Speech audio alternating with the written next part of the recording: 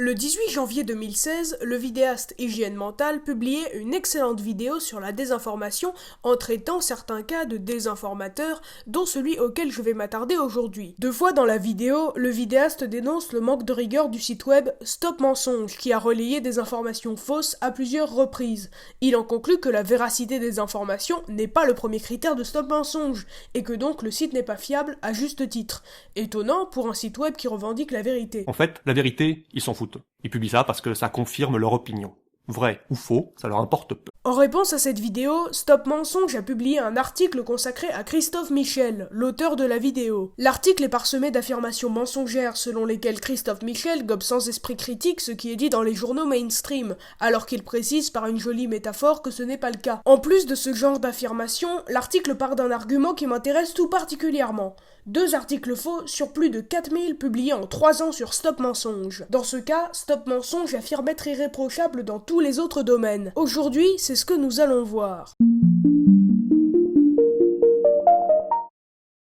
Bonjour à toutes et à tous et bienvenue sur Motorsport Gigantoraptor pour une vidéo très spéciale consacrée à Stop Mensonge. Ah, Stop Mensonge, cela fait bien longtemps que je prévois un débunkage à ce sujet. Et c'est en ce noble jour que je vais m'y mettre. Aujourd'hui, nous allons essayer d'analyser la méthode du site web sur plusieurs articles pour voir s'ils sont réellement irréprochables. Je précise que les sources du site web ne seront pas analysées dans cette vidéo. Christophe Michel l'a déjà très bien fait ici. Pour les aider, j'ai décidé d'inviter monsieur le complotiste que vous n'avez pas vu depuis très longtemps sur la chaîne et qui va essayer tant bien que mal de défendre leurs arguments. Ils sont irréprochables, je te le garantis. C'est ce que nous allons voir. Déjà, on peut voir que les références du site ne sont pas très fiables. Désolé, mais les interventions de monsieur Grimaud ont déjà été réfutées maintes fois. Pas la peine de les utiliser pour soutenir ses propos. Idem pour monsieur Casasnovas. Puis on y trouve énormément de putaclic. Même Tyranno fait pas le figure à côté d'eux. Prenez pour exemple cet article publié le 27 mai 2016 intitulé « Les structures sur la Lune prouvent, si ce n'est pas la présence actuelle,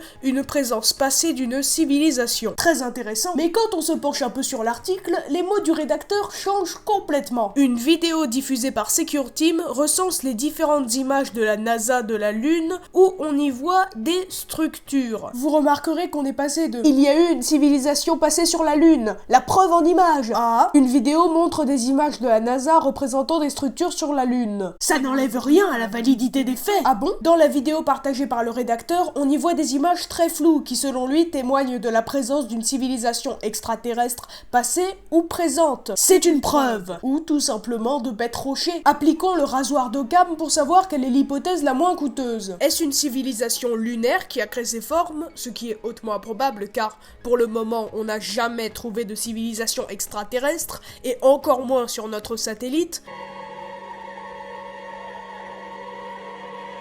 Puis, s'ils avaient inventé ces formes, ils auraient pu faire plus impressionnant quand même, vu qu'ils ont pu s'affranchir de la Terre et trouver de quoi vivre sur la Lune. Ils doivent donc posséder une technologie de pointe. Ou alors ce sont juste des rochers et des cratères comme on en trouve par milliers sur la Lune. Mais les formes sont trop complexes! Regarde cette image. Oui, c'est un visage d'extraterrestre. Bah bien sûr. Eh bien justement pas. C'est l'angle de la photo et la lumière du soleil qui donne cette impression. En réalité, c'est juste un bête rocher. C'est certainement le cas pour l'article de Stop Mensonge. Quoi? Qu'est-ce que j'entends? La photo du rocher a été utilisée par Stop Mensonge pour parler d'un visage? Et ils n'ont même pas pris le temps de vérifier que c'était juste un stupide rocher?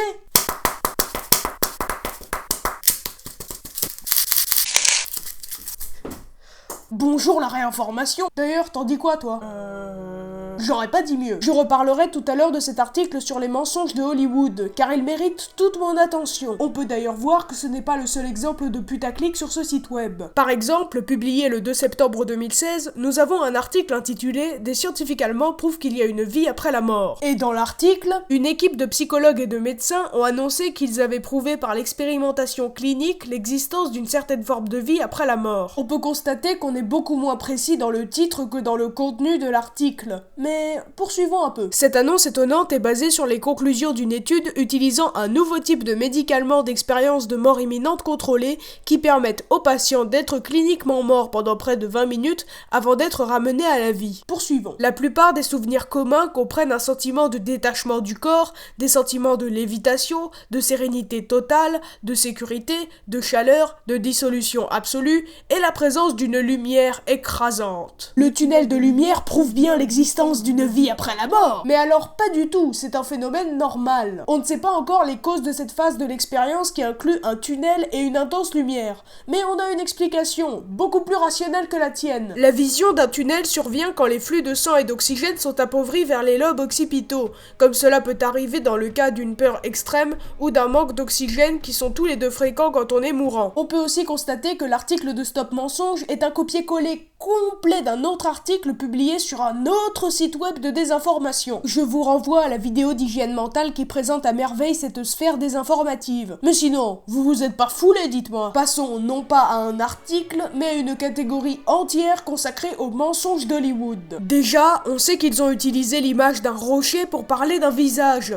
Or, il est désormais établi qu'il s'agit bien d'un simple rocher. Donc, Stop Mensonge ne vérifie pas leur source. Puis, cette catégorie commence très mal.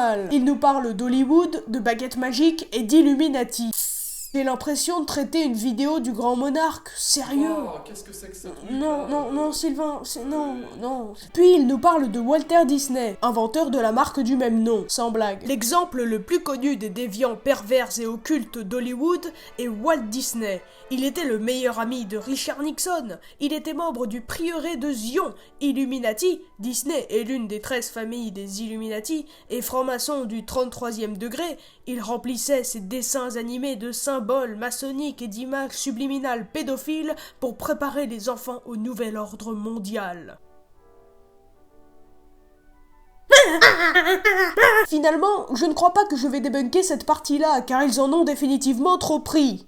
Gros, je confirme. Attaquons-nous donc à notre dernier article, sur un sujet que j'aime bien en plus. L'effondrement de la théorie de l'évolution darwinienne. Et on commence très fort par une attaque ad hominem sur Darwin. Quoi de mieux pour bien démarrer la journée? Alors moi le matin, je prends mon petit déjeuner avec un grand bol de céréales, je me brosse les dents, un bon pipi, je me défonce les couilles à l'aide d'une bonne barre de fer parce que j'ai été un vilain petit garçon. Et c'est parti pour une bonne journée de travail. Darwin, dont le père était un franc-maçon du 33e degré, était un pion aux ordres des francs-maçons, dont la mission était de brouiller les pistes sur les origines de l'humanité. Déjà, d'où vous sortez que le père de Darwin était franc-maçon? Puis c'est quoi cette paranoïa avec les francs-maçons? Il n'y a aucune preuve qu'ils veulent contrôler le monde, à ce que je sache. Le chaînon manquant n'a jamais été trouvé, et pour cause qu'il n'a jamais existé.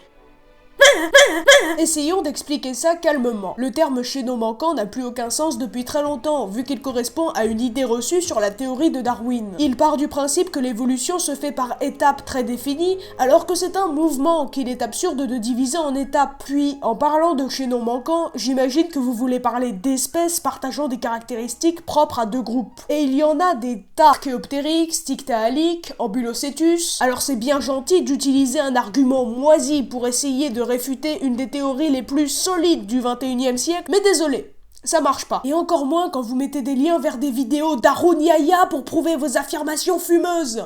Pour ceux qui ne le savent pas, j'ai passé des semaines de ma vie à débunker les travaux d'Harun Yahya, un dangereux créationniste. Pour conclure cette vidéo, je dirais que vous n'êtes pas du tout irréprochable. Vous, administrateur de Stop Mensonge, désinformez des milliers de gens en permanence. Vous n'appliquez aucune méthode rigoureuse, vous vous contentez d'utiliser un argument fallacieux vu et revu 1000 fois pour réfuter la théorie de l'évolution. Je n'ai pas réfuté beaucoup d'articles, je vous l'accorde. Cependant, cela remet bien en cause votre fiabilité, déjà mise à terre par hygiène mentale. Stop Mensonge est un site de désinformation pur et simple, rien de plus, rien de moins. Sur ce, merci d'avoir regardé, j'espère que ce travail vous aura intéressé. N'hésitez pas à partager la vidéo si vous l'avez appréciée, et à faire des suggestions dans les commentaires.